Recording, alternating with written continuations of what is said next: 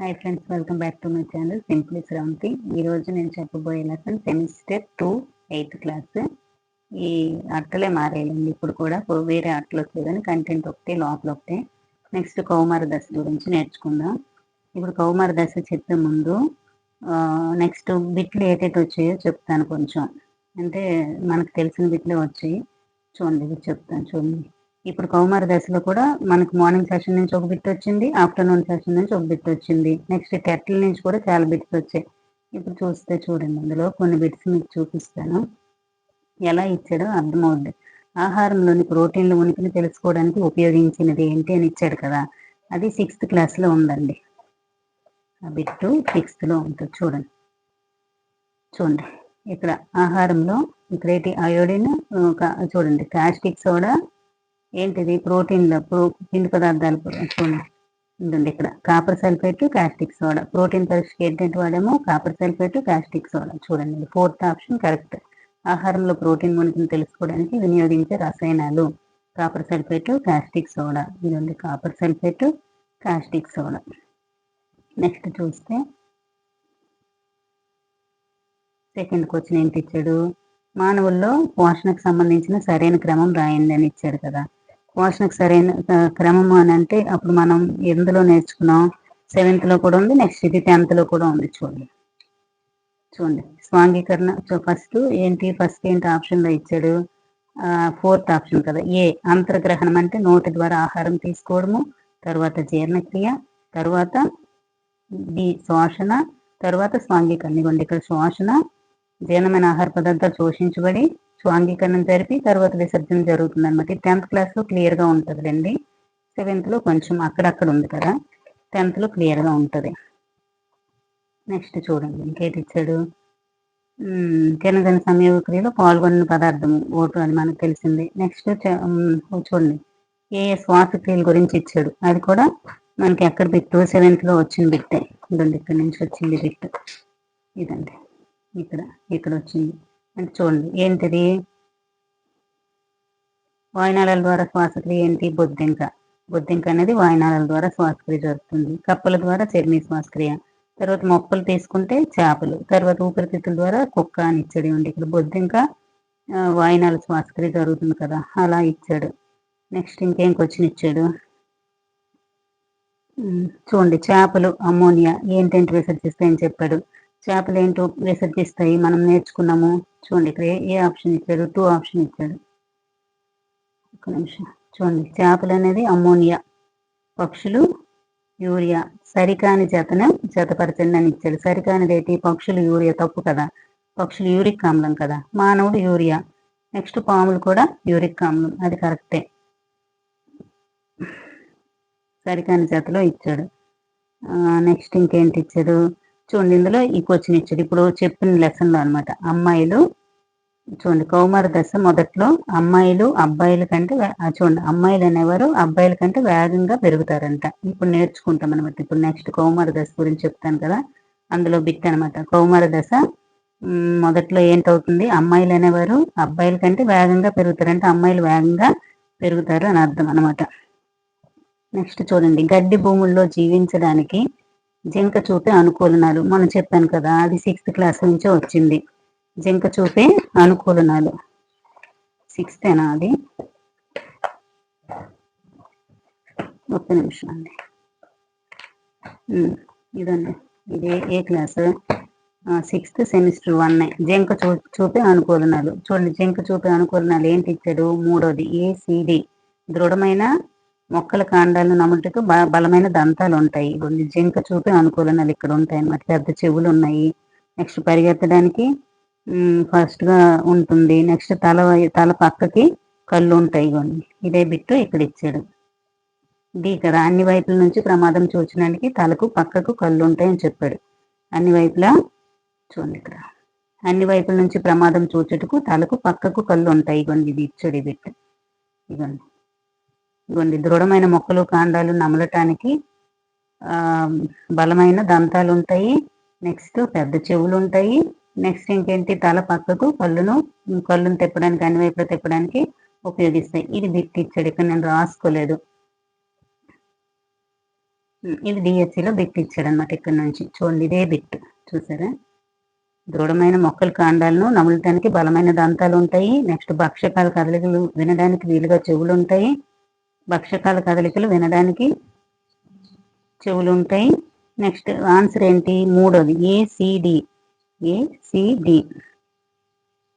చిన్న చెవులు ఉండవు కదా, చూసారా. సెకండ్ ఆప్షన్ ఏంటి ఇచ్చాడు? భక్షకాల కదలికలను వినడానికి వీలుగా చిన్న చెవులు ఉంటాయి. చిన్న చెవులు లేవు కదా, పెద్ద చెవులు ఉంటాయి. చూడండి, ఇదిగోండి, పెద్ద చెవులు ఉన్నాయి కానీ చిన్న చెవులు లేవు. కాబట్టి ఆ ఆప్షన్ తప్పు. కాబట్టి మూడోది రైట్. ఏసిడి అనేది కరెక్ట్, డి అనేది కరెక్ట్ కాదు అని అర్థం. నెక్స్ట్ బొంగరపు కీళ్ళు గురించి కూడా ఇచ్చాడు చూడండి. బొంగరపు కీళ్ళు మొన్న చెప్పాం కదా కీళ్ళలో. మూడో ఆన్సర్ బొంగరపు కీళ్ళు అంటే మెడను తలలో కలిపేది కదా ఫస్ట్ది. తర్వాత మడత బంధు కీళ్ళు ఎక్కడ ఉంటాయి? మోచేయి దగ్గర ఉంటుంది. బంతి గిన్నె కీళ్ళు భుజం దగ్గర ఉంటాయి. కదలని కీళ్ళు ఎక్కడ ఉంటాయి? తలలో ఉంటాయి. నెక్స్ట్ చూడండి, ఇది చేపలకు సంబంధించిన సరైన వాక్యం గురించి చెప్పమని చెప్పాడు. అంటే ప్రవాహమయ ఆకృతిని కలిగి ఉంటుంది. ఇదండి ఇక్కడ ఈ క్వశ్చన్ ఇక్కడ ఇచ్చారు చూడండి. ఇది కూడా మార్నింగ్ సెక్షన్ ఇచ్చారు. ప్రవాహమయ ఆకృతిని కలిగి ఉంటుంది, బల్లపరుపుగా ఉంటుంది, జారుడు స్వభావం కలిగి ఉంటుంది. చూడండి, సేమ్ అదే ఇచ్చారు. ప్రవాహమయ ఆకృతిని కలిగి ఉపయోగపడుతుంది, జారుడు స్వభావం గల పులుసు రక్షణలో ఉపయోగపడుతుంది, జారుడు స్వభావం గల పులుసులు సులభంగా కదిలేలా చేస్తాయి. ఇవన్నీ సేమ్ ఇచ్చాడు. ప్రవాహమయ ఆకృతిని కలిగి ఉంటుంది, జారుడు స్వభావం పులుసులు ఉంటాయి, మొక్కలు ఇంకేటి ఇచ్చారు? సులభంగా కదలడానికి సహాయపడతాయి. సేమ్ ఆన్సర్ అన్నీ కరెక్ట్ అనమాట. 5 అన్నీ సరైన వాక్యాలు, 4 కరెక్ట్ ఏబిసి. నెక్స్ట్ ఇంకేటి ఇచ్చాడు? వైరస్ వల్ల కలిగే వ్యాధులు మనకు తెలిసిందే. ఏంటంటే 1, 3 ఇన్ఫ్లుయెంజా, పోలియో, క్షయ, టైఫాయిడ్ అనే బ్యాక్టీరియా ద్వారా వస్తాయి. నెక్స్ట్ లూయిస్ పాశ్చర్ మనం చెప్పుకున్నాం కదా. లూయిస్ పాశ్చర్ దేన్ని కనుక్కున్నాడు? లూయిస్ పాశ్చర్ అనేవారు కిణ్వనం కనుక్కున్నారు కదా. దీనిది 4వది డి. సరైన జతను గుర్తించండి అన్నాడు. లూయిస్ పాశ్చర్ మచూచి కాదు కదా. నేనేంటన్నారు? ఎడ్వర్డ్ జన్నర్ చూచి, జనాలను చూచి అని గుర్తుపెట్టుకోమన్నాను కదా. ఎడ్వర్డ్ జన్నర్ మచూచి, అలెగ్జాండర్ ఫ్లెమింగ్ పెన్సిలిన్. కరెక్టే కదా. చూడండి, తర్వాత ఎడ్వర్డ్ జన్నర్ కెన్వనం అంట కాదు. ఇతడు ఇచ్చాడు. లూయిస్ పాశ్చర్ కెన్వనము, ఎడ్వర్డ్ జన్నర్ మచూచి కదా. అతడు ఇచ్చాడు. ఆ రెండు తప్పు. రెండోది కరెక్ట్. అలెగ్జాండర్ ఫ్లెమింగ్ పెన్సిలిన్ కనుక్కున్నాడు. రాబర్ట్ కోచ్ బాసిల్లస్ ఆంథ్రసిస్ అనే బ్యాక్టీరియాను కనుక్కున్నాడు. నెక్స్ట్ చూస్తే కౌమార దశలో అమ్మాయిల కంటే తక్కువ వేగం అనమాట. ఫాస్ట్గా అమ్మాయిలే పెరిగిపోతారు. అక్కడ ఏంటి ఇచ్చాడు? రెండోది అమ్మాయిలు అబ్బాయిల కంటే వేగంగా పెరుగుతారు. కరెక్టే. అక్కడ చూడండి, కన్ఫ్యూజ్ ఇచ్చాడు. నెక్స్ట్ ప్రవాహమయ ఆకృతిని, ఇన్ఫ్లుయెంజా, ఇవన్నీ నేర్చాం. ఇవన్నీ కూడా మనకి ప్రీవియస్ అయిపోయిన లెసన్స్ నుంచి వచ్చిన క్వశ్చన్స్ అనమాట. ఇప్పుడు కౌమార దశ గురించి తెలుసుకుందాం. ఫస్ట్ కౌమార దశ అంటే యుక్త వయస్సు అంట. యుక్త వయస్సు అన్నా కౌమార దశ అన్నా ఒక్కటే. చూడండి, ఫస్ట్ ఏంటి? చూడండి, పెరుగుదల అనేది పుట్టిన మొదటి రోజు నుంచి మొదలవుతుంది. పెరుగుదల ఎప్పటి నుంచి మొదలవుతుంది? పుట్టిన మొదటి రోజు నుంచి మొదలవుతుంది. 10 లేదా 11 సంవత్సరాల వయసు దాటే సమయంలో పిల్లలు ఈ పెరుగుదల త్వరితంగా ఉండడాన్ని గమనించవచ్చు. ఇక్కడ చూడండి, 10 లేదా 11 సంవత్సరాల వయసు దాటే సమయంలో పిల్లలు ఈ పెరుగుదల త్వరితగతిగా ఉండడాన్ని మనం గుర్తించవచ్చు అనమాట. అంటే శరీరం చోటు చేసుకున్న మార్పులు అనేవి పెరుగుదలలో ఒక భాగం. ఈ మార్పులు మీరు ఇంకా చిన్నపిల్లలు కాదు, ప్రౌఢ దశకు ఎదుగుతున్నారని సూచిస్తాయి. అంటే చిన్నపిల్లలు కాదు, ప్రౌఢ దశ వస్తుందని చెప్పొచ్చు అనమాట. ఎప్పుడు 10 నుంచి 11 సంవత్సరాలకి. చూడండి, ఎదగడం అంటే పెరగడం అనేది ఒక సహజమైన ప్రక్రియ. సహజంగా జరిగేది అందరిలో కూడా సహజమైన ప్రక్రియ. చూడండి, జీవిత కాలంలో ప్రత్యుత్పత్తి పరిపక్వతను సాధించడానికి శరీరంలో మార్పులు జరిగే కాలాన్ని కౌమార దశ అంటారు. చూడండి, ప్రత్యుత్పత్తి పరిపక్వతను సాధించడానికి శరీరంలో జరిగే మార్పులు జరిగే కాలాన్నే కౌమార దశ అంటారు. చూడండి, ఇక్కడ బాగా గుర్తుపెట్టుకోండి. కౌమార దశ ఏంటి? పరిపక్వత సాధించడానికి మార్పులు జరుగుతాయి అన్నమాట కౌమార దశలో. ఈ కౌమార దశ 11 సంవత్సరాల వయసులో మొదలై సుమారు 18-19 సంవత్సరాల వయసు వరకు కొనసాగుతుంది. 11 సంవత్సరాలకు స్టార్ట్ అవుతుంది అనమాట. ఇక్కడ చూడండి, ఇక్కడ ఏంటి? కొనసాగుతుంది. 13 సంవత్సరాల నుంచి 18-19 సంవత్సరాల వరకు మధ్య వయసును టీనేజ్ అంటారు. చూడండి, 11, 12 టీన్ రాలేదు కదా. 13 నుంచి టీన్ వచ్చింది. 13, 14, 15, 19 టీన్ ఉన్నవన్నీ టీనేజ్ అనమాట.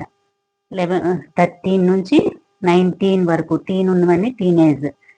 ఈ వయసును టీనేజ్ గా వర్తిస్తుంది. కనుక కౌమారులను యుక్త వయస్కులు టీనేజర్స్ అని కూడా అంటారు. కౌమారులన్నా యుక్త వయస్కులని అంటే ఎందుకంటే కౌమార దశ 11 నుంచి స్టార్ట్ అయింది. 13 నుంచి యుక్త వయసు స్టార్ట్ అయింది. అంటే కౌమార దశలోనే కదా యుక్త వయసు వచ్చింది. ఇప్పుడు ఏం చేస్తారు? ఇదేంటి అవుద్ది? ప్రత్యుత్పత్తి పరిపక్వత సాధించడానికి జరిగే మార్పు కాలాన్ని కౌమార దశ అంటారు. చూడండి ఇక్కడేటుంది. ఆ తర్వాత ఏంటి 1 లేదా 2 సంవత్సరాల ముందే అమ్మాయిల్లో ప్రారంభమవుతుంది. అంటే అబ్బాయిల కంటే అమ్మాయిలు అనేవారు ముందుగా కౌమార దశకు చేరుకుంటారు. ఇప్పుడు 9, 10 అంటే మామూలుగా ఎప్పుడు అవుతుంది? 11 సంవత్సరాలు కౌమార దశ వస్తుంది. అమ్మాయిల్లో అయితే 9, 10 సంవత్సరాలకు వచ్చేస్తుంది అనమాట. కౌమార దశలో మానవ శరీరం అనేక మార్పులకు లోనవుతుంది. ఈ శారీరక మార్పులు యుక్త వయసును సూచిస్తుంది. ఈ శారీరక మార్పులు అనేవి యుక్త వయసుకు సూచిస్తుంది. మనకు ద్వితీయ లైంగిక లక్షణాలు వస్తాయి కదా, అవి యుక్త వయసుకు చూపిస్తుంది అని చెప్తున్నాడు. అమ్మాయిల్లో ఒక విధంగా ఉంటుంది, అబ్బాయిల్లో మేసం గడ్డం అలాంటివన్నీ వస్తాయి, టోన్ మారుతుంది. అమ్మాయిల్లో అయితే నడుము కింది భాగం అవన్నీ మారుతాయని చెప్తున్నాడు. అమ్మాయిలు అబ్బాయిలు యుక్త వయసులో పొందే ముఖ్యమైన మార్పు ప్రత్యుత్పత్తి జరగగల సామర్థ్యాన్ని సంతరించుకోవడం. అంటే ప్రత్యుత్పత్తి జరపడానికి సామర్థ్యం అనేది అప్పుడు స్టార్ట్ అయ్యి అలా అభివృద్ధి చెందుతుంది. యుక్త వయసు కౌమారులు లైంగిక పరిపక్వత చేరినప్పుడు ముగుస్తుంది. యుక్త వయసు ఎప్పుడు ముగుస్తుంది? కౌమార దశ లైంగిక పరిపక్వత చేరినప్పుడు. అంటే ఇప్పుడు చూడండి 18 సంవత్సరాలకు మనకు మ్యారేజ్ అమ్మాయిలకైతే, అబ్బాయిలకైతే 21 సంవత్సరాలకు కదా. అంటే వాళ్ళు అప్పుడు కౌమార దశ నుంచి వయోజన దశలోకి వెళ్ళిపోతారు. అంటే యుక్త వయసు అనేది అయిపోతుంది. ఎప్పుడు అయిపోతుంది? లైంగిక పరిపక్వతకు చేరినప్పుడు. అప్పుడే మ్యారేజ్ చేయాలన్నమాట. అదే కౌమార దశ యుక్త వయసులో ఉన్నప్పుడు, టీనేజ్ లో ఉన్నప్పుడు మ్యారేజెస్ చేయకూడదు. చాలా ప్రాబ్లమ్స్ వస్తాయి అన్నమాట. తర్వాత యుక్త వయసులో వచ్చే మార్పులు. ఇక్కడ నుంచి బిట్ వచ్చింది చూడండి. యుక్త వయసులో హఠాత్తుగా ఎత్తు పెరగడం చాలా స్పష్టంగా కనబడే మార్పు ఇచ్చాడు. యుక్త వయసులో హఠాత్తుగా పెరుగుతుందా ఎత్తు, లేకపోతే క్రమంగా పెరుగుతుందా అని ఇచ్చాడు టెట్లో. హఠాత్తుగా ఎత్తు పెరగడం వల్ల స్పష్టంగా కనబడే మార్పు. ఈ సమయంలో పొడవైన ఎముకలు, అక్కడ చూడండి పొడవైన ఎముకలు అంటే చేతులు మరియు కాళ్ళలోని ఎముకలు పొడవు పెరగటం వల్ల ఆ వ్యక్తి ఎత్తు పెరుగుతాడు. ఏంటి ఎత్తు పెరగడానికి కారణం ఏంటి? పొడవైన ఎముకలు అనేది కాళ్ళ ఎముకలు, చేతుల ఎముకలు పెరగడం వల్ల పొడవు పెరుగుతాడనమాట ఆ వ్యక్తి. యుక్త వయసులో వచ్చే మార్పులు చూడండి. ఇప్పుడు నేను ఇందాక అన్నాను కదా, అబ్బాయిల కంటే అమ్మాయిలు అనేవారు ముందుగా కౌమార దశకు చేరుకుంటారు. చెప్పాను కదా, అదే అనమాట. చూడండి ఉదాహరణకు 11 ఏట ఒక అబ్బాయి తన పూర్తి ఎత్తులో 81% ఎత్తు పెరగగలిగితే, అదే వయసు గల అమ్మాయి తన పూర్తి ఎత్తులో 88% ఎత్తు పెరుగుతుంది. అంటే అబ్బాయిల కంటే ముందే అమ్మాయిలు అనేవారు పెరుగుదల చూపిస్తారని చెప్తున్నారు. ఇక్కడ చూడండి, ఇక్కడ ఈ పట్టిక కొంచెం గుర్తు పెట్టుకోవాలి. అంతగా అంటే కొన్ని గుర్తు పెట్టుకొని చాలు. ఫస్ట్ చూడండి, 8 సంవత్సరాల వయసులో అబ్బాయిల ఎత్తు ఎంత? 72. అమ్మాయిల్లో అయితే 77% పెరుగుతుంది. అంటే ఎక్కువ ఉంటుంది అనమాట. ఇద్దరికి కూడా 100తో ఆగిపోతుంది. కాకపోతే ఫస్ట్ ఎవరిలో పెరుగుదల ఎక్కువగా కనిపిస్తుంది? అమ్మాయిల్లో కనిపిస్తుంది, తర్వాత అబ్బాయిల్లో కనిపిస్తుంది. ఇక్కడ చూడండి, అమ్మాయిలు 17 సంవత్సరాల వయసు వచ్చినప్పటికీ పూర్తిగా పెరిగిపోతారనమాట. ఇక్కడ అప్పటికి అబ్బాయిలు అంతా 99%లోనే ఉన్నారు. అమ్మాయిలు అనేవారు 17 సంవత్సరాలకు పూర్తిగా 100% పెరిగిపోయారు. ఈ అమ్మాయిలు ఎత్తు శాతం. తర్వాత 18 సంవత్సరాలు వచ్చినప్పటికీ ఇద్దరిలో కూడా సమానమే. ఈ బిట్ కూడా ఒకసారి టెట్లో ఇచ్చాడు. ఎన్ని సంవత్సరాలకి అమ్మాయిలకి అబ్బాయిలకి సమాన ఎత్తు ఉంటుంది అంటే ఎన్ని సంవత్సరాలకి? 18 సంవత్సరాలకి. ఇలా కూడా ఇవ్వచ్చు. అమ్మాయిల ఎత్తు 100% ఎప్పుడు స్టార్ట్ అవుతుంది? ఏ ఏజ్ లో స్టార్ట్ అవుతుంది అంటే 17 సంవత్సరాలకి 100% ఎత్తు అనేది అమ్మాయిల్లో పెరిగిపోతుంది. ఇప్పుడు ఇది గుర్తు పెట్టుకోవడం ఎలా అంటే కొన్ని చాలు. ఇప్పుడు 11 సంవత్సరాలు అంటే కౌమార దశ ప్రారంభం అవుతుంది కదా. అప్పుడు చూడండి, అబ్బాయిల్లో ఎంత ఉంటుంది? 81% పెరుగుదల ఉంటుంది. అదే అమ్మాయిల్లో అయితే 88%. ఇక్కడ నేను డిఫరెన్సెస్ పెట్టుకున్నాను. 72కి 73కి ఎంత తేడా? 3. అంటే 72 స్టార్ట్ అవుద్ది కదా అబ్బాయిల్లో. అమ్మాయిల్లో అయితే 77 నుండి స్టార్ట్ అవుద్ది కదా. ఇక్కడ 3 3 3 3 ఇక్కడ వరకు 3, తర్వాత ఈ 2 4లు అనమాట. ఆ తర్వాత 3 1 0 పెరుగుదల. అలా గుర్తు పెట్టుకున్నాను. నెక్స్ట్ ఎత్తు శాతం ఎప్పుడు ఎక్కువగా ఉంటుంది? 91%, 95% అమ్మాయిల్లో 12, 13 సంవత్సరాలు అయినప్పటికీ ఎత్తు శాతం అనేది ఎక్కువగా ఉంటుంది. నెక్స్ట్ ఇక్కడ 100% ఎప్పుడు పూర్తి అయిపోతుంది? 17 సంవత్సరాలకి అమ్మాయిల్లో అయితే. అబ్బాయిల్లో అయితే 100 సంవత్సరాలకి. ఇద్దరు ఎత్తు శాతాలు ఎప్పుడు సమానంగా ఉన్నాయి అంటే 18 సంవత్సరాలకి అని చెప్పొచ్చు. ఇక్కడ నుంచి డిఎస్సి బిట్ కూడా ఇచ్చారు. ఇలా చెప్పొచ్చు. నెక్స్ట్ చూడండి, సంపూర్ణ ఎత్తు సెంటీమీటర్లో లెక్కించడం కొరకు దీని సూత్రం అంట. ప్రస్తుత ఎత్తు అంటే ప్రస్తుతం ఎంత ఎత్తులో ఉన్నాడో అది సెంటీమీటర్లోనే. నెక్స్ట్ ప్రస్తుత వయస్సులో గరిష్ట ఎత్తు శాతం అంటే గరిష్ట ఎత్తు శాతం ఈ బ్రాకెట్లో ఉంది కదా, ఇది గుర్తుపెట్టుకోవాలన్నమాట. ఇక్కడ ఇచ్చారు చూడండి. ఒక అబ్బాయి వయసు 9 సంవత్సరాలు. అబ్బాయి వయసు ఎంత? 9 సంవత్సరాలు. అతని ప్రస్తుత ఎత్తు 120 సెంటీమీటర్లు. పెరుగుదల చివరి దశకు అతని ఎత్తుకు క్రింది విధంగా లెక్కించండి అన్నాడు. అంటే పెరుగుదల చివరి దశకు అతని ఎత్తును క్రింది విధంగా లెక్క కట్టండి అని చెప్పాడు. ఇప్పుడు ఏం చేశారు, ఇక్కడ అతని ప్రస్తుత ఎత్తు కదా, ఆ ప్రస్తుత ఎత్తు ఎంత? 120. ప్రస్తుత వయసులో గరిష్ట ఎత్తు శాతం ఎంత? ఎన్ని సంవత్సరాలు అన్నాడు? 9 సంవత్సరాలు కదా. ఇది 9 సంవత్సరాల అబ్బాయిలు ఎంత? 75% ఉంది కదా. అప్పుడు 120/75 ఇంటూ 100 సెంటీమీటర్లు అనమాట. అంటే ప్రస్తుత ఎత్తు ఆ వయసులో ఉండేవాడి యొక్క గరిష్ట ఎత్తు అనమాట. 75%. 9 సంవత్సరాల అబ్బాయి అని ఇచ్చారు కదా. అప్పుడు ఈ రెండింటికి డివైడెడ్ బై చేస్తే 1.6 వచ్చింది. ఇంటూ 100 కదా. 100 అయితే 160 సెంటీమీటర్లు వచ్చింది. 160 సెంటీమీటర్లు వాడి యొక్క చివరి దశకు అతని ఎత్తు. చివరి దశకు ఎత్తు ఎంత? పెరుగుదల చివరి దశకు 160 సెంటీమీటర్లు అని ఇచ్చాడు ఎత్తు శాతం. నెక్స్ట్ ఇక్కడ బాలికల వయసు ఇచ్చాడు అనమాట. ఎన్ని సంవత్సరాల్లో ఏంటి ఉంటుందో గ్రాఫ్, దీన్ని బట్టి గ్రాఫ్ నింపాలన్నమాట. ఎత్తు శాతం ఏంటి? అమ్మాయిల్లో అయితే వేగంగా ఎత్తు పెరిగిపోయింది, తర్వాత అబ్బాయిల్లో కొంచెం తక్కువ పెరిగిందని చెప్పాడు. ఇదిగోండి ఇది బాలికలు, ఇదిగోండి పెరిగింది. ఇది బాలురు, ఇలా ఉంది కదా బాక్సుల్లో ఉన్నది బాలురు అనమాట. ఇలా పెరిగి రెండు కూడా 18 సంవత్సరాలు వచ్చినప్పటికి సమానం అయ్యిందనమాట. 17 సంవత్సరాలకి వీళ్ళకి 100% వచ్చింది. వీళ్ళిద్దరూ మళ్ళీ ఎక్కడ సమానం అయ్యారు? 100%. 18 దగ్గర సమానం అయ్యారు. మొదట్లో కొన్ని ఈ బిట్ ఇచ్చారు డిఎస్సిలో. మొదట్లో అమ్మాయిలు అబ్బాయిలు కంటే వేగంగా పెరుగుతారు. మొదట్లో అమ్మాయిలు అబ్బాయిల కంటే వేగంగా పెరుగుతారు. ఈ బిట్ ఇచ్చారు, చూపించాను కదా అది.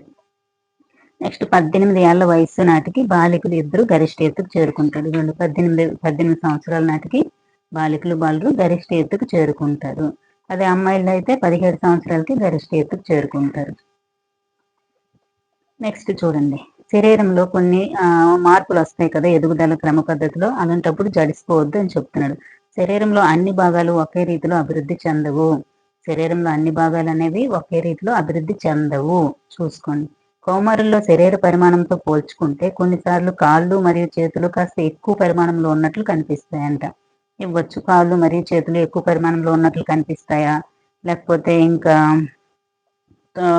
కడుపు పొట్ట భాగం ఎక్కువగా ఉన్నట్టు కనిపిస్తుంది, అలా ఏమైనా ఇస్తే అప్పుడు మనకి ఇక్కడ ఉన్నదే పెట్టాలి. కాబట్టి కాళ్ళు మరియు చేతులు కాస్త ఎక్కువ పరిమాణంలో ఉన్నట్లు కనిపిస్తాయి. అయితే కొంతకాలానికి మిగతా శరీర భాగాల పెరుగుదల వల్ల చేతులు కాళ్ళు శరీర పరిమాణానికి తగ్గట్టుగా కనపడతాయని చెప్పాడు. చూడండి, నెక్స్ట్ చూడండి, ఈ కారణం ఎత్తు అనే లక్షణం దేని నుంచి వస్తుంది? తల్లిదండ్రుల జన్యువుల నుంచి వంశపారపర్యంగా పిల్లలకు చేరుతుందని చెప్తున్నాడు అంతే.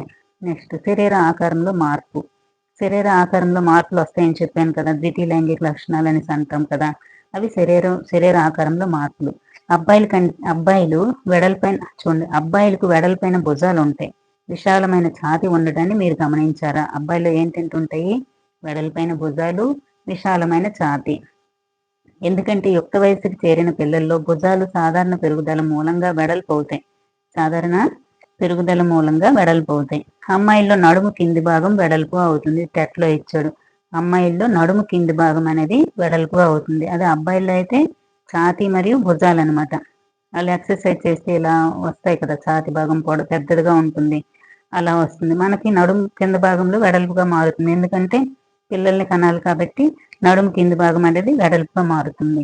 అమ్మాయిల్లో కన్నా అబ్బాయిల్లో కండరాలు దృఢంగా పెరుగుతాయి. అమ్మాయిల్లో కంటే అబ్బాయిల్లో కండరాలు అనేవి దృఢంగా పెరుగుతాయి.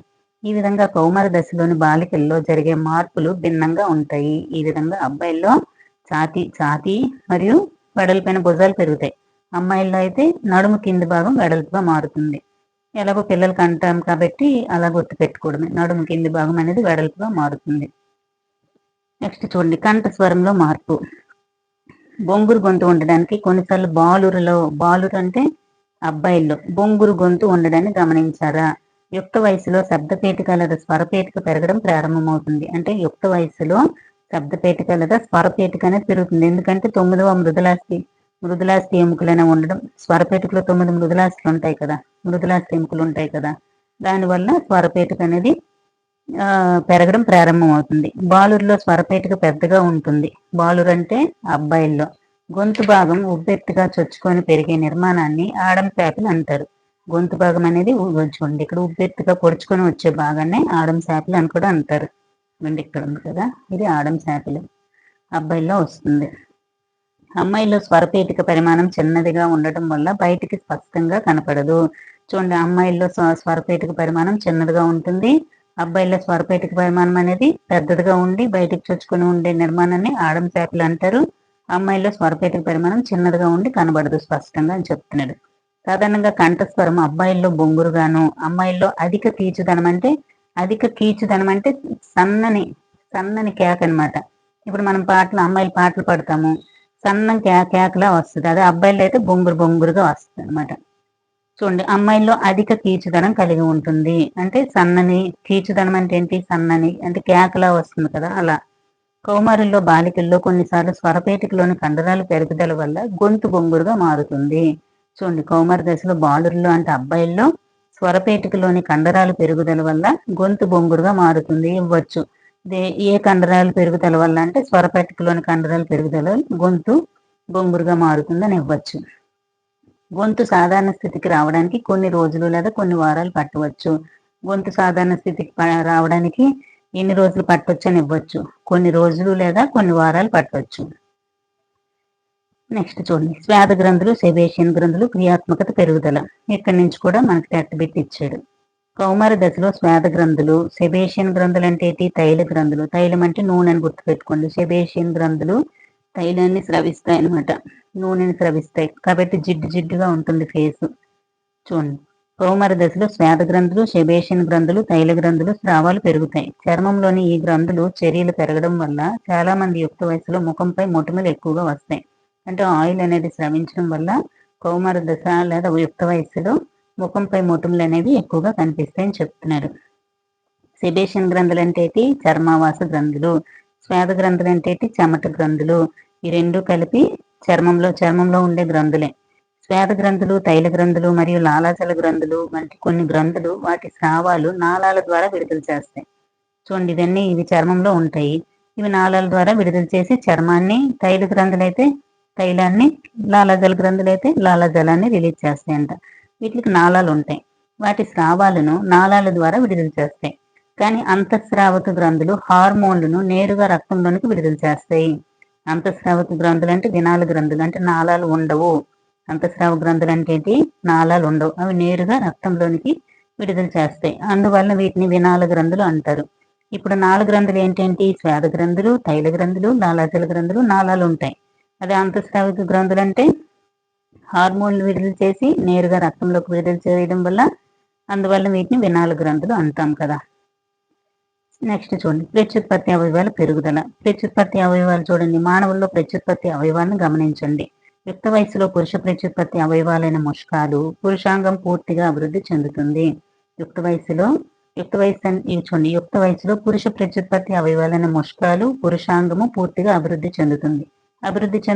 చెందిపోయిన తర్వాత యుక్త వయసు అనేది, కౌమార దశ లేదా యుక్త వయసు అనేది ముగిసిపోతుంది అనమాట. ముష్కాలలో శుక్రకణాల ఉత్పత్తి ప్రారంభమవుతుంది. ఎప్పుడు ప్రారంభమవుతుంది, యుక్త వయసులోనే ప్రారంభమవుతుంది. అమ్మాయిల్లో స్త్రీభేద కోశాలు పెద్దవిగా అవుతాయి. స్త్రీభేద కోశాలు అనేవి పెద్దవిగా అవుతాయి. అండాలను రిలీజ్ చేయాలి కదా స్త్రీభేద కోశాలు, కాబట్టి పెద్దవిగా అవుతాయి. మరియు అండాలు పరిణితి చెందడం ప్రారంభిస్తాయి. ఎప్పుడు, యుక్త వయస్సులో. ఇదంతా యుక్త వయస్సు చూసుకోండి, యుక్త వయస్సులోనే. యుక్త వయసు అన్నా, టీనేజ్ అన్నా, కౌమార దశ అన్నా దగ్గరలోనే ఉంటాయి. కౌమార దశలోనే యుక్త వయసు వస్తుంది కదా. కౌమార దశ అంటే 11 సంవత్సరాలు, యుక్త వయసు లేదా టీనేజ్ అంటే 13, 14, 19 వరకు ఉంటుంది. ఈ ప్లేస్ లోనే అమ్మాయిల్లో స్త్రీభేద కోశాలు పెద్దగా తయారై అండాలు పరిణితి చెందడం ప్రారంభిస్తాయి. అంతేకాక స్త్రీభేద కోశాలు పరిపక్వత చెందిన అండాలను విడుదల చేయడం ప్రారంభిస్తాయి. అంటే మెచ్యూర్ అవుతారు కదా, ఈ వయసులోనే మెచ్యూర్ అయి, అంతేకాక స్త్రీభేద కోశాలు పరిపక్వత చెందిన అండాలను విడుదల చేయడం ప్రారంభిస్తాయి. మానసిక, మేధోపర, భావోద్వేగ పరిపక్వతను చేరుకోవటము. ఈ కౌమార దశలో ఏంటి, కొంచెం కోపము.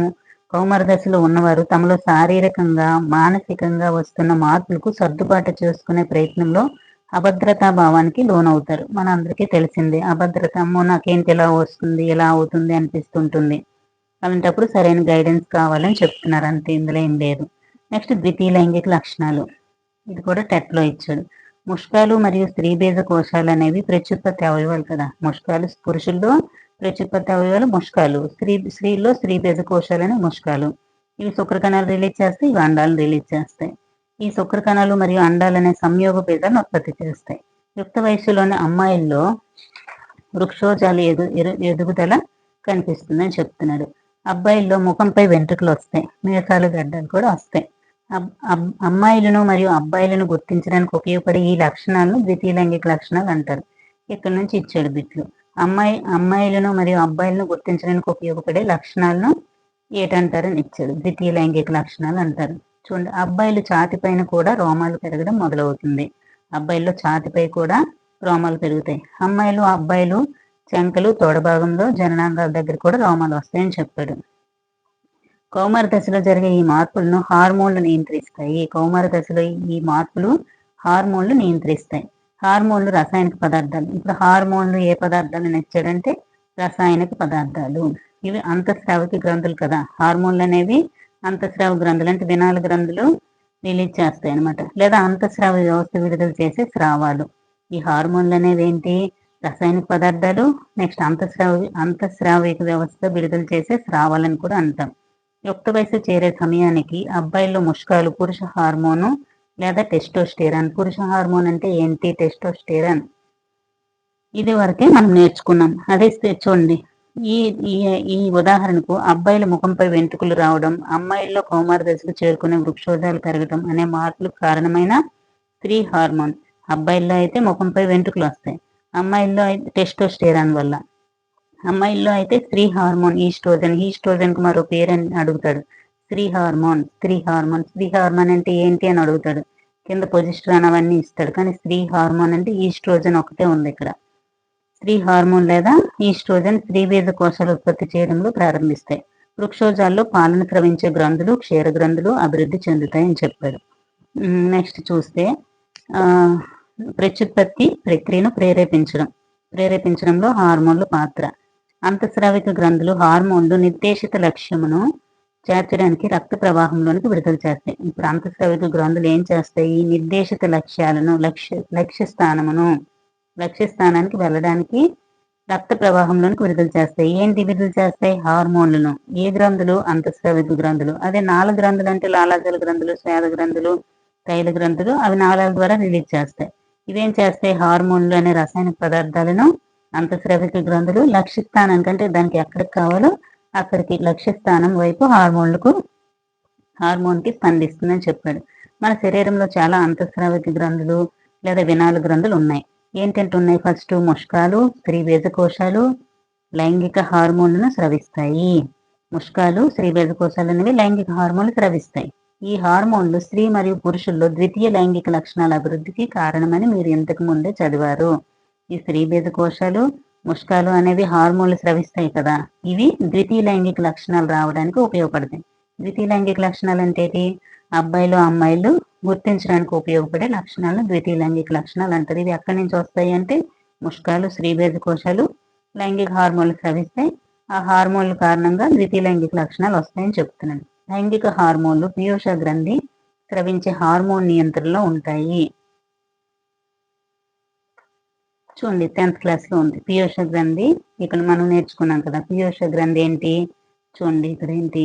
పోలికల్ స్టిమ్యులేటింగ్ హార్మోన్ అంటే పురుషుల్లో శుక్ర కణాల ఉత్పత్తికి, స్త్రీల్లో గ్రాఫియన్ పుట్టుకల అభివృద్ధికి, ఈస్ట్రోజన్ స్రవించడానికి.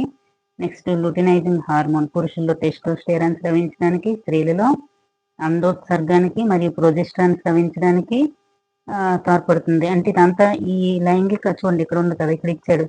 ఏంటని ఇచ్చాడు? లైంగిక హార్మోన్లు పీయూష గ్రంథి స్రవించే హార్మోన్ల నియంత్రణలో ఉంటాయి. 10th క్లాస్లో ఉంది, ఇప్పుడు చూపించాను. లైంగిక హార్మోన్లు అనేవి పీయూష గ్రంథి లేదా పిట్యూటరీ గ్లాండ్ స్రవించే హార్మోన్ల నియంత్రణలో ఉంటాయని చెప్పాడు. ఇప్పుడు చూపించాను కదా అదే. పీయూష గ్రంథి అనేక హార్మోన్లు స్రవిస్తుంది. వాటిలో ఒకటి స్త్రీ బీజ కోశాల్లో అండాలు పరిపక్వత చెందేలా ఏం చేస్తుంది? అండాలు పరిపక్వత చెందేలా పీయూష గ్రంథి హార్మోన్లు ముష్కాలను మరియు స్త్రీ బీజ కోశాలను ఉత్తేజితపరిచి టెస్టోస్టెరాన్ అంటే పురుషుల్లో ఉంటుంది, ఈస్ట్రోజన్ అనేది స్త్రీలలో విడుదల చేస్తాయని చెప్తున్నాడు. ఏంటి? పీయూష గ్రంథి లైంగిక హార్మోన్లు స్రవించే హార్మోన్లు అనేవి పీయూష గ్రంథి స్రవించే హార్మోన్ల నియంత్రణలో ఉంటాయి. ఏంటి? లైంగిక చూడండి ఇక్కడ ఏంటి ఇచ్చాడు, లైంగిక హార్మోన్లు అనేవి పీయూష గ్రంథి స్రవించే హార్మోన్ల నియంత్రణలో ఉంటాయి. ఈ పీయూష గ్రంథి అనేది ముష్కాల నుంచి టెస్టోస్టిరాన్, స్త్రీ బీజ కోశాలను ఉత్పత్తి చేయడానికి ఈస్ట్రోజన్ స్త్రీల్లో విడుదల చేస్తాయి. హార్మోన్లు రక్త ప్రవాహంలోనికి విడుదల చేయబడి శరీరంలో భాగాలకు చేరుతాయి, లక్ష్య స్థానాలకు చేరుతాయి. హార్మోన్లు అనేవి నాళాలు ఉండవు కాబట్టి ఈ లక్ష్య స్థానానికి ఎలా చేరుతాయి? రక్త ప్రవాహం నుంచి లక్ష్య స్థానానికి, అంటే ఎక్కడ కావాలో అక్కడికి చేరుతాయని చెప్తారు. యుక్త వయసు రాగానే ఈ హార్మోన్లు శరీరంలో జరిగే మార్పులను ఉత్తేజితం చేస్తాయి. యుక్త వయసు రాగానే ఈ హార్మోన్లు అనేవి శరీరంలో జరిగే మార్పులను ఉత్తేజితం చేస్తాయి. యుక్త వయసును నియంత్రించే హార్మోన్లు. యుక్త వయసును నియంత్రించే హార్మోన్లు అంటే చూడండి, ఎప్పుడైతే ఒకరు ప్రత్యుత్పత్తి సామర్థ్యాన్ని పొందుతారో యవ్వన దశ అనేది ప్రత్యుత్పత్తి జరపడానికి ప్రారంభ దశ. ప్రత్యుత్పత్తి జరపడానికి ప్రారంభ దశ అనమాట. అంటే అక్కడ అంత పూర్తి అయిపోతుంది, నెక్స్ట్ యవ్వన దశలో ప్రారంభం అవుతుంది అనమాట అని అర్థం చేసుకున్నారు. అయితే ప్రత్యుత్పత్తి జీవితంలో ఒకసారి మొదలైతే జీవితాంతం కొనసాగుతుందా లేదా ఎప్పుడైనా ముగిసిపోతుందా అని వారు తెలుసుకోవాలని అనుకుంటున్నారంట. మానవ జీవితంలో ప్రత్యుత్పత్తి దశ చూడండి, ప్రత్యుత్పత్తి దశ అనేది ఎంతవరకు ఉంటుందని తెలుసుకోవాలనుకుంటున్నారట. ఇక్కడ చూడండి, నేను ఏంటో రాశాను. కౌమార దశ అబ్బాయిల్లో ఎంత? 11 నుంచి 18 నుంచి 11 టు 18 నుండి 19 కదా. అమ్మాయిల్లో అయితే 2 సంవత్సరాల ముందు, అంటే 9-10 సంవత్సరాల నుంచి స్టార్ట్ అయ్యి 18-19 సంవత్సరాల వరకు కౌమార దశ అనేది ఉంటుంది. నెక్స్ట్ చూడండి, మానవుని జీవితంలో ప్రత్యుత్పత్తి దశ. ముష్కాలు మరియు స్త్రీబీజ కోశాలు సంయోగ బీజాలను ఉత్పత్తి చేయగలిగినప్పుడు కౌమారులు ప్రత్యుత్పత్తి జరిపే సామర్థ్యం పొందుతారు కదా. సంయోగ బీజాలు పరిపక్వత మరియు సామర్థ్యం స్త్రీలలో కన్నా పురుషుల్లో ఎక్కువగా ఉంటుంది. చూడండి, సంయోగ బీజాల పరిపక్వత మరియు ఉత్పత్తి సామర్థ్యము అంటే స్త్రీలలో ఒకే ఒక అండం రిలీజ్ అవుతుంది, అదే పురుషుల్లో అయితే ఎక్కువ శుక్ర కణాలు అనేవి రిలీజ్ అవుతాయి. నెక్స్ట్ ఎక్కువ కాలం కూడా ఉంటాయని చెప్తున్నాడు. అంటే పరిపక్వత అనేది పురుషుల్లో ఎక్కువ కాలం ఉంటుంది. స్త్రీల్లో ప్రత్యుత్పత్తి దశ యుక్త వయసు 10 నుంచి 12 సంవత్సరాల వయసు నుంచి ప్రారంభమై సుమారు 40 నుండి 45 నుంచి 50 సంవత్సరాల వయసు వరకు కొనసాగుతుంది. ప్రత్యుత్పత్తి దశ అంటే అండాలు రిలీజ్ అవ్వడం అనమాట. కొంతమందికి 45 నుంచి 50 లోపు మధ్యలో అండాలు అనేవి రిలీజ్ ఆగిపోతాయి అనమాట. ఈ సంవత్సరాల వయసు వరకు కొనసాగుతుంది. యుక్త వయసు నుంచి అండాలు పరిపక్వత చెందడం మొదలవుతుంది. ప్రతి 28 నుంచి 30 రోజులకు ఒకసారి ఏకాంతరంగా స్త్రీబీజ కోశం నుంచి ఒక అండం విడుదలవుతుంది. ఎన్ని అండాలు విడుదలవుతాయి? ఒక అండమే విడుదలవుతుంది. ఒకవేళ 2 అండాలు విడుదలయ్యాయి అనుకోండి, కవల పిల్లలు పుడతారు. అదే ఒక్క అండమే విడుదలవుతుంది. ఈ సమయంలో చూడండి, ఇక్కడేటి ఏకాంతరంగా అంటే చూడండి, ఇక్కడేటి ఇచ్చాడు, యుక్త వయసు నుంచి అండాలు పరిపక్వత చెందడం మొదలవుతుంది. 28 నుంచి 30 రోజులకు ఒకసారి ఏకాంతరంగా ఒక స్త్రీ బీజ కోసం ఒక అండాన్ని విడుదల చేస్తుంది. అంటే 2 స్త్రీ బీజ కోశాలు ఉంటాయి కదా, ఇటొకటి ఫాలోపిన్. ఏకాంతరంగా అంటే ఇటు ఉండే స్త్రీ బీజ కోసం, ఇటు ఉండే స్త్రీ బీజ కోసం ఉంటుంది. ఇలా వస్తాయి కదా, గర్భాశయంలోకి వస్తాయి కదా. ఇది ఒక అండం ఒక నెల విడుదల చేస్తే ఈ స్త్రీ బీజ కోసం అనేది ఒక అండం ఒక నెల విడుదల చేస్తుంది. అంటే ఏకాంతరంగా విడుదల చేస్తాయి అన్నమాట రెండు కూడా. అంటే ఈ స్త్రీ బీజ కోసం నుంచి ఒక అండం ఒక నెల, ఇక్కడ నుంచి ఒక అండం ఒక నెల రిలీజ్ చేస్తాయి. ఒకవేళ 2 అండాలు వచ్చాయి అనుకోండి, అలాంటప్పుడు కవల పిల్లలు పుడతారు రేరుగా.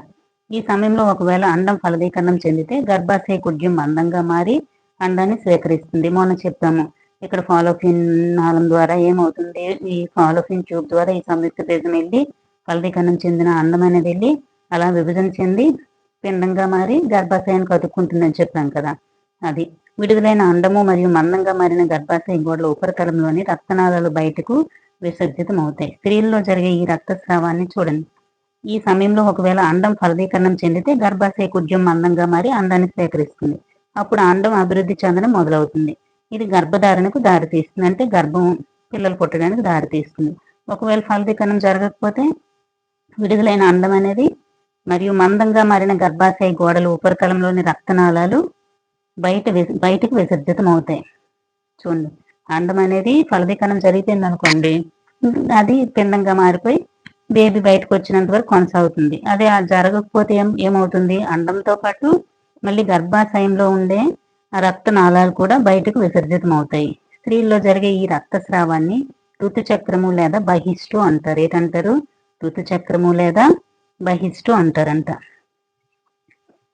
చూడండి ఏమంటారు, తర్వాత ఇది ఏంటవుతుంది, ఋతుచక్రం అనేది 28 నుంచి 30 రోజులకు ఒకసారి పూర్తవుతుంది, అంటే నెల. మొదటి ఋతుచక్రాన్ని రజస్వల అంటారు. ఫస్ట్ మెచ్యూర్ అవుతారు కదా, దాన్ని రజస్వల అంటారు. అంటే ప్రతి నెల జరిగింది ఋతుచక్రము లేదా బహిష్టు. అదే ఫస్ట్ జరిగింది ఏంటి, దీన్నే మోనార్క్ అని కూడా అంటారు. ఏమంటారు, మోనార్క్ అని కూడా అంటారు, రజస్వల అని కూడా అంటారు. 45 నుంచి 50 సంవత్సరాల వయసులో ఋతుచక్రం ఆగిపోతుంది, అంటే అండాలు రిలీజ్ అవ్వడం అనేది ఆగిపోతుంది. దీన్ని ఏంటంటారు, మోనోపాజ్ అని కూడా అనొచ్చు. ఏమనొచ్చు, మోనోపాజ్. చూడండి, మొదటి ఋతుచక్రాన్ని రజస్వల అంటారు. 45 నుంచి 50 సంవత్సరాల వయసులో ఋతుచక్రం ఆగిపోతుంది, అంటే రిలీజ్ అవ్వు అండాలు. దీన్ని ఏంటంటారు, మోనోపాజ్. అంటే మెన్సెస్లు అనేవి ఆగిపోతాయి అనమాట, దాన్ని మోనోపాజ్ అంటారు. అది ఇంటర్లో ఉంటుంది. మెన్సెస్లు ఆగిపోవడానికి కారణం ఏంటని ఇచ్చారని, అది ఏమంటారని ఇచ్చారనుకోండి, మోనోపాజ్. చూడండి, మొదట్లో ఋతుచక్రం క్రమ పద్ధతిలో రానప్పటికీ ఆ తర్వాత కొంతకాలానికి క్రమగతిన సాగుతుంది. ముందు మనకి మోనార్క్ అంటే రజస్వల అయిన తర్వాత కొంతమందిలో టైంకి రాదనమాట. అంటే 28 నుంచి 30 రోజులకు రాకుండా ముందైనా అయిపోతారు, లాస్ట్లో అయినా అవుతారు, 2 నెలలు 3 నెలలకు ఒక్కొక్కసారి అయినా అవుతారు. అలా కొంతకాలం అనేది ఋతుచక్రం అనేది క్రమ పద్ధతిలో రానప్పటికీ ఆ తర్వాత కొంతకాలానికి క్రమగతిన సాగుతుందని చెప్తున్నాడు. స్త్రీల్లో ప్రత్యుత్పత్తి సామర్థ్యము రజస్వల నుంచి మోనోపాజ్, అంటే ఆగిపోయినంత వరకు కూడా కొనసాగుతుంది. అదే అబ్బాయిల్లో అయితే జీవితాంతం కొనసాగుతూనే ఉంటుందని చెప్పాడు కదా, ఇక్కడ ఎక్కడ ఉంటుంది, నెక్స్ట్ కదా ఉంటుంది. చూడండి, ఋతుచక్రం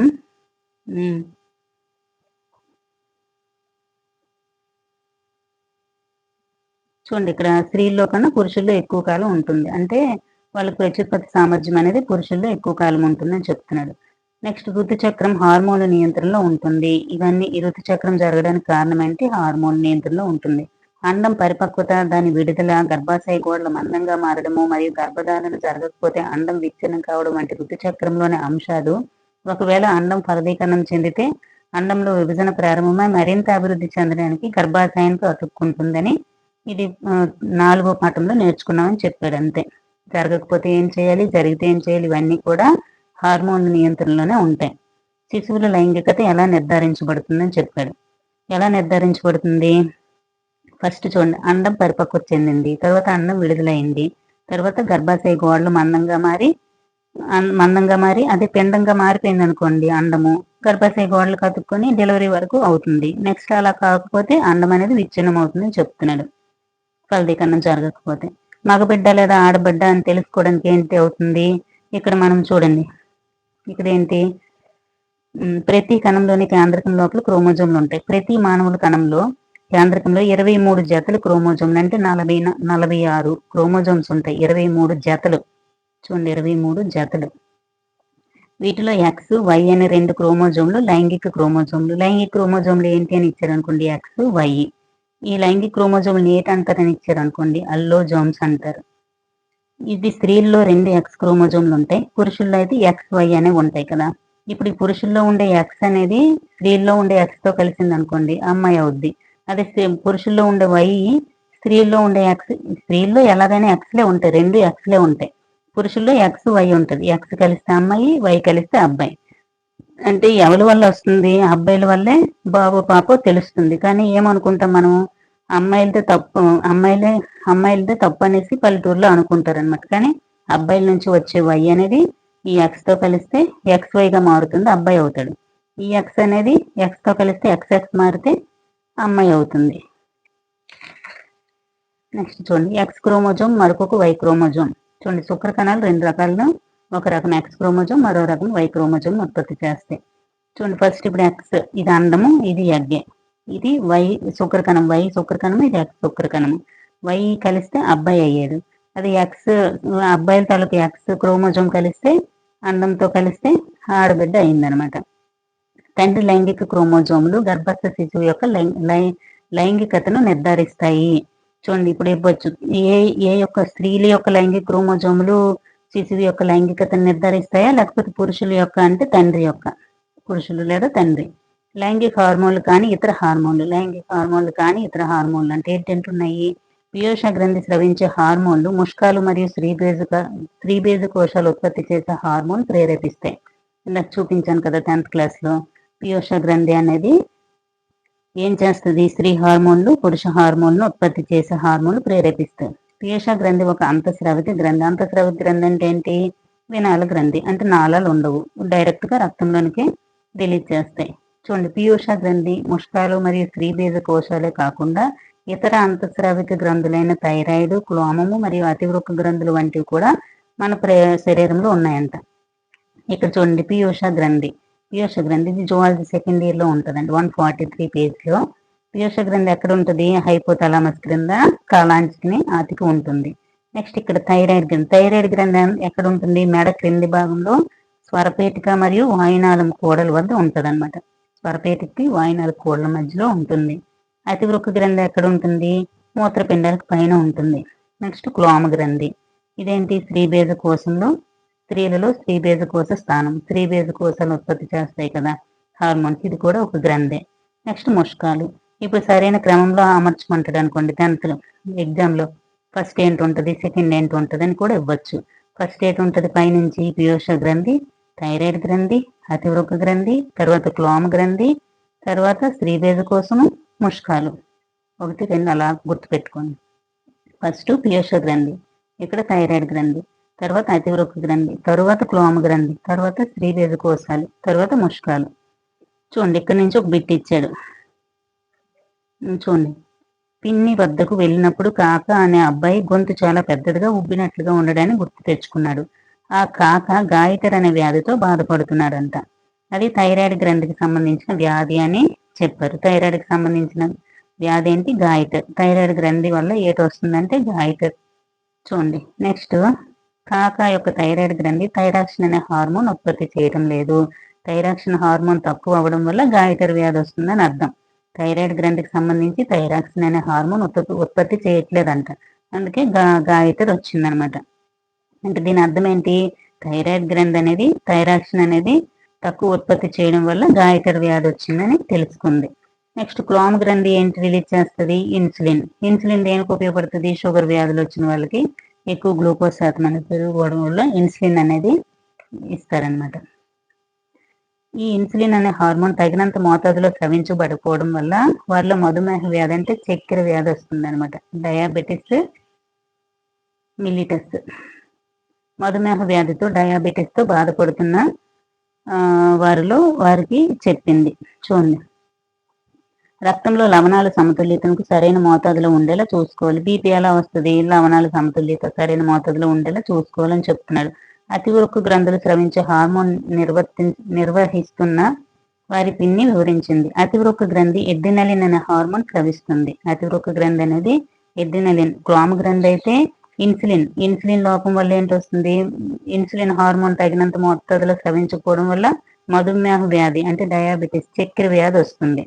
అదే ఇక్కడ చూసుకుంటే అతివృక్క గ్రంథి గురించి కూడా వారు తెలుసుకున్నారు. రక్తంలో లవణాల సమతుల్యతను సరైన మోతాదులో ఉండేలా అతివృక్క గ్రంథులు స్రవించే హార్మోన్ నిర్వర్తిస్తాయంట. ఈ అతివృక్క గ్రంథి ఎడ్రినలిన్ అనే హార్మోన్ అనేది రిలీజ్ చేస్తుంది అనమాట.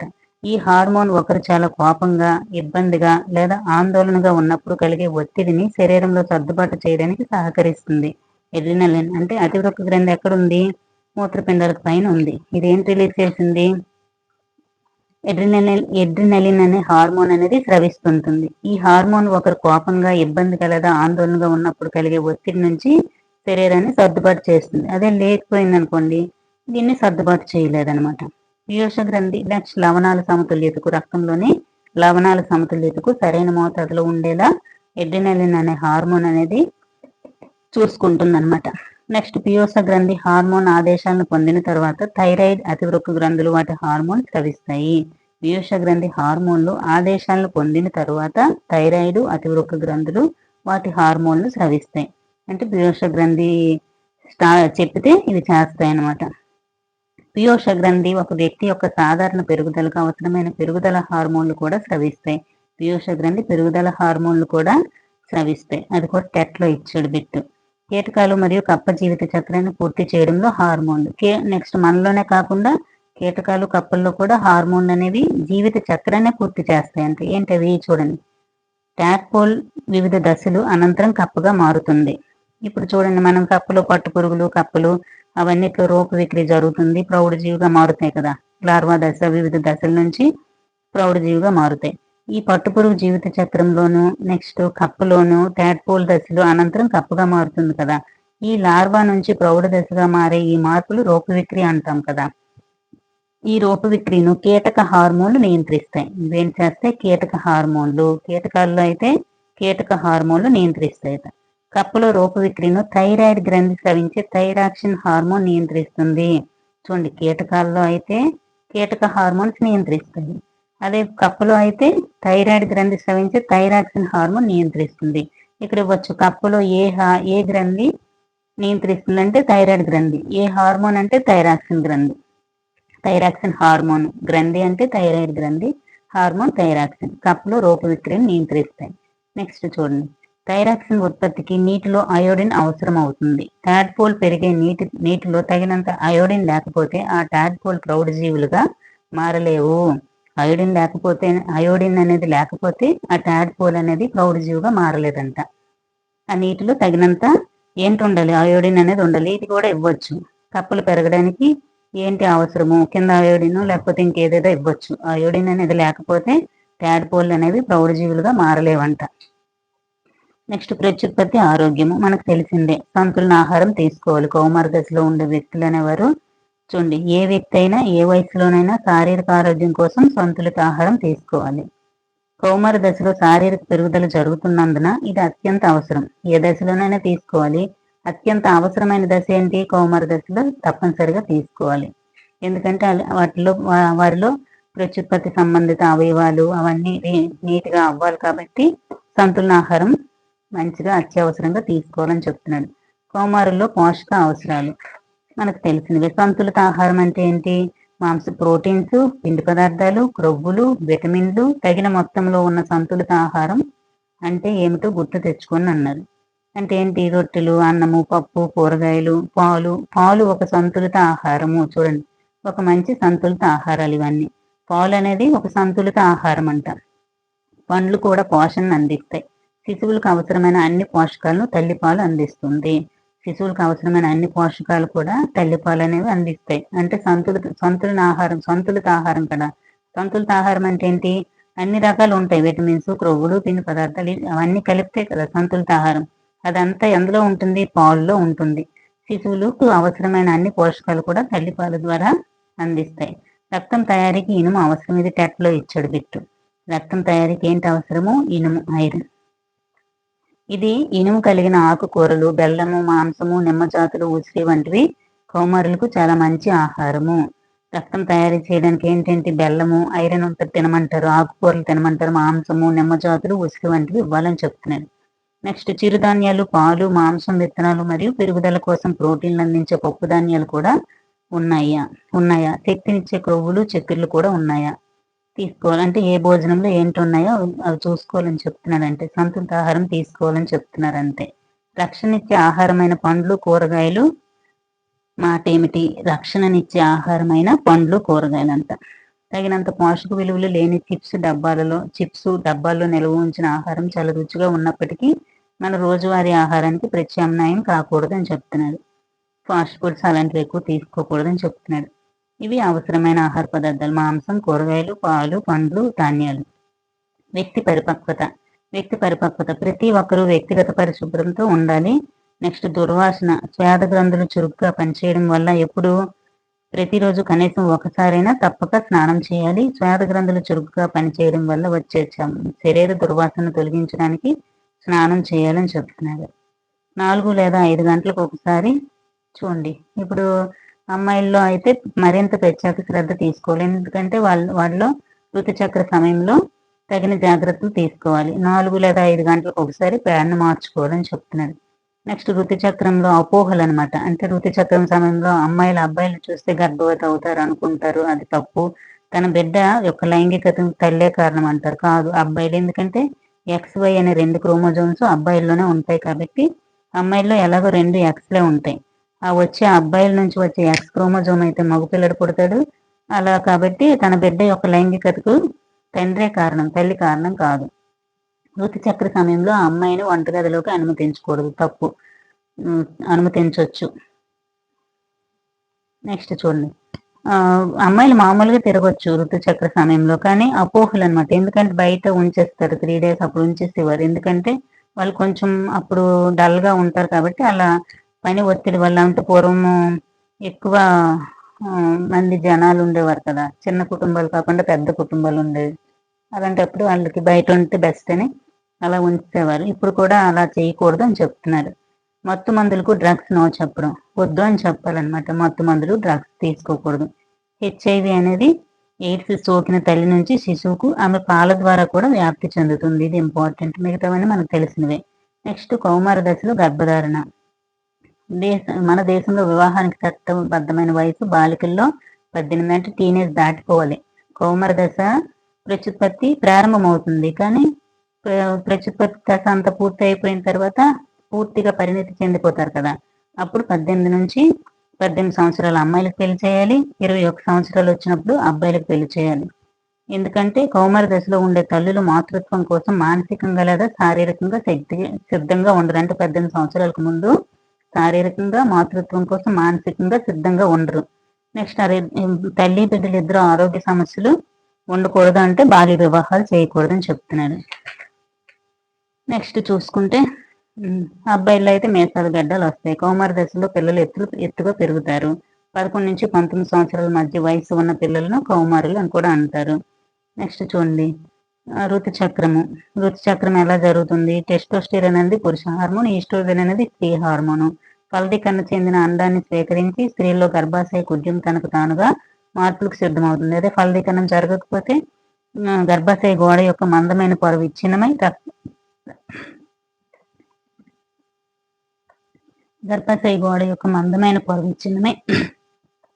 రక్తంతో పాటు శరీరం నుంచి బయటకు వెళుతూ ఉంటుంది. దీన్ని ఋతుచక్రం అంటారు. అబ్బాయిల్లో అయితే XY క్రోమోజోమ్స్ ఉంటాయి, అమ్మాయిల్లో XX క్రోమోజోమ్స్ ఉంటాయి. నెక్స్ట్ చూడండి, ఇవన్నీ బిట్స్ అండి. సరైన క్రమ పద్ధతిని ఎంచుకోండి అని చెప్పాడు. కౌమారుల్లో తాము తినే ఆహారం గురించి జాగ్రత్తగా ఉండాలి. ఎందుకంటే వారి శరీరంలో జరుగుతున్న వేగవంతమైన ఎదుగుదలకు సరైన ఆహారం అవసరం కాబట్టి. మహిళల్లో పునరుత్పత్తి ప్రారంభమయ్యే వయస్సు ఋతుస్రావం మొదలైనప్పుడు అని చెప్తున్నాడు. కౌమారులకు అవసరమైన భోజనంలో ఇవి ఉండాలి: చపాతి, పప్పు, కూరగాయలు అవన్నీ. నెక్స్ట్ క్రింది వాటి గురించి రాయండి అని చెప్పాడు. రాసుకోవడమే. ఇక్కడ చూడండి, ఇక్కడ ఏంటి ఇచ్చాడు? తాడు. బాలుడిలో గొంతు దగ్గర పొడుచుకొని వచ్చే స్వరపేటిక నిర్మాణము ఆడం శాఖలు. నాళాలు లేని గ్రంథులు వినాళ గ్రంథులు. మెదడుకి అంటు పెట్టుకుని ఉన్న నాళాలు లేని గ్రంథులు వినాళ గ్రంథులు. మెదడుకి అంటు పెట్టుకున్న అంతఃస్రావిక గ్రంథి పీయూష గ్రంథి. ఇక్కడ పీయూష గ్రంథి పెట్టుకోండి. అంతఃస్రావిక గ్రంథులు స్రావము హార్మోన్స్ అంటారు. క్లోమం యొక్క హార్మోను ఇన్సులిన్. ఎక్కడ ఉంది? 9. ఇన్సులిన్ ఇది క్లోమం యొక్క గ్రంథి.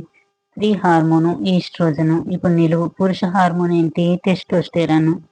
ఒకటి ఎక్కడ ఉంది? ఇది టెస్టోస్టెరాన్. థైరాక్సిన్ స్రవించేది ఏంటి?